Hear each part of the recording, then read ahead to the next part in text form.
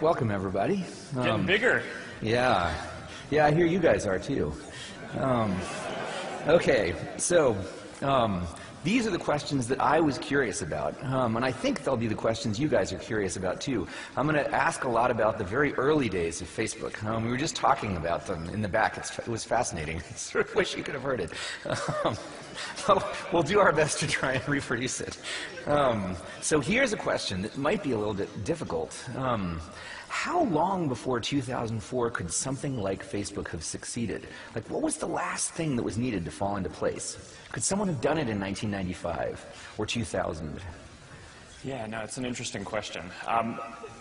There were certain elements that we certainly bootstrapped off of and kind of used to hack early identity, right? So one of the things that people don't think about that often today is early on we wanted to establish this culture of real identity on the service. And there weren't really any other online services or communities where people were openly their real self before that. And one of the ways that we kind of determined that someone was really who they said they were and their credentials were real were everyone had school email addresses. And I don't know how much before 2004, I assume, probably around 2000, all schools started issuing email addresses, but that was really this critical thing that made it so that we could get started. It was this counterintuitive thing that not many other services were using. So school email addresses were the original source of identity. Well, that's how you knew what school you were in. Right, and then you weren't just a sock puppet.